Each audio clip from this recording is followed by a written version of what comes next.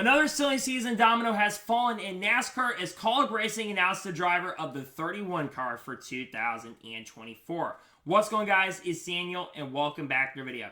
As I just said a second ago, Kaulig Racing has officially announced who will be driving the 31 car for Kaulig Racing in 2024. And kind of unshocking, unsurprising, Daniel Hemric will be that driver of the 31 car for Kaulig Racing in the 2024 season. This move makes a little bit of sense. There's obviously been a lot of rumors and speculation in regards to who is going to be taking over that 31 car for 2024, especially with the handshake in the picture that had come out, which I think a lot of you are really weird for looking up arm freckles on whose hand that basically could be. I think that's a little bit weird if you ask me, but it isn't really surprising and shocking. Obviously, when it comes to the 31 car, they were looking for someone who was going to bring in sponsorship and funding. And obviously, a lot of drivers have rumored guys like Matt DiBenedetto and Noah Gragson. They're not bringing a lot of sponsorship and funding.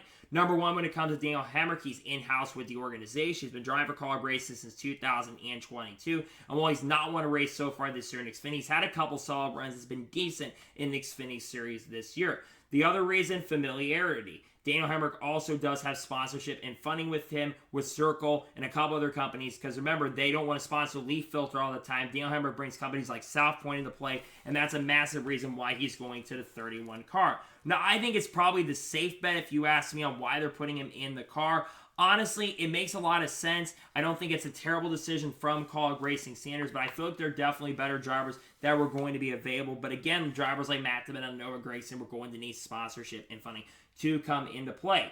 Now, what are my expectations for the 31 car for 2024? Well, I do think that Daniel Hemric has some solid runs. I remember when he drove the 16 car last year in 2022, and I will have to say Daniel Hemric had a pretty solid and good runs in that number 16 car last year. I remember when he came back from 5 laps on Auto Club, and I think he got a top 10 in the 16 car. I've all seen him do pretty good he didn't do great in 2019, but things have changed for 2019 because last time we were in full time in the Cup Series, which was 2019, he definitely struggled, but you have to remember 2019, Richard Schultz Racing was way off their game. Austin Dillon had a terrible year in 2019 as well, and Daniel Hemric did score a pole at Kansas that year, was struggling. I think finished like 29th or 30th in the standings, and then got demoted after 1 year, and Tyler Reddick took over that ride.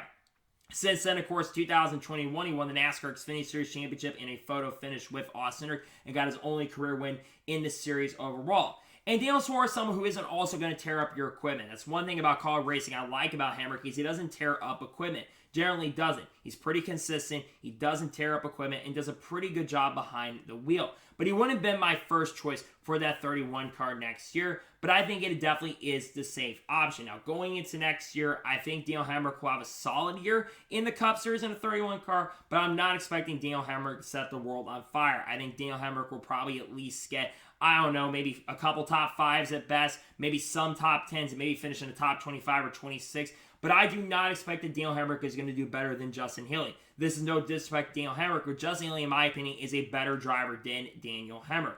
But I understand why they made the decision to put him in the 31 car next year. Now, there was more questions in regards to the 16 car going the next year, and Matt Kaulig and Chris Rice stated at the press conference just a little bit ago that they do have a driver that will be getting into 16 car next year, but they're not announcing it today. They'll be announcing a driver to 16 car in the near future. So now we begin to speculate who's taking over the 16 car, because in my personal opinion, I do not believe that AJ Allmendinger will be driving that 16 car in Cup next year. I know AJ's been kind of hit or miss, says he could be in Cup next year, but also could be in Xfinity. But in my personal opinion, I do believe that you're going to end up seeing AJ back in the Xfinity Series on a full-time basis next year. So now speculation begins. Who will be taking over the 16 and Cup next year? The first driver could be Noah Gragson. I don't think the 16 car needs as much funding, and Noah Gragson obviously has been reinstated back into the sport. Noah Gragson, I think, while it wouldn't be the best decision in the world, I think that that's the best ride that is currently available at the moment. And I think that Noah Gragson would do a pretty good job in the 16 car. And he, of course, is a previous driver under number 16 car. Drove it back last year in 2022. Had a couple decent runs, obviously struggled a little bit, but I think that Noah Gragson would do a better job in this 16. I know he struggled with the Legacy Motor Club this year, and since he left, that team has gotten better, but I also think the more experience they've got, the better that team has become. The next driver I will mention once again is Matt DiBenedetto. Matt DiBenedetto currently is a free agent in right now at the moment. You also could see him driving their Xfinity Series program because I think there's a chance he drives either the 11 or the 10 car in 2024. And I think there's a good chance that Matt Benedetto could end up in that ride. I think he's going to do a good job if he ends up there. But I think a lot of people are linking the 16 car to Ty Dillon. Ty Dillon right now is the favorite for the 16 car currently at the moment. And I'm just going to say this right now. I think if they put Ty Dillon in the 16 car, this is no disrespect to Ty Dillon. I think Ty's an okay driver, but Ty Dillon is not going to get the best out of that equipment. I still think he's going to be performing way worse than Daniel Hemric. I think Daniel Hemric will actually at least be competent behind the wheel next year. I just don't think Ty Dillon is going to do a very good job in that number 16 car next year if he does end up driving it. He does bring sponsored funding, which is something they're kind of looking for, but I just don't think Ty Dillon would be the best option for the 16 car going into next year. But I think he's going to end up being a favorite, which I think is going to be a very unfortunate move for them if they end up going with Ty Dillon.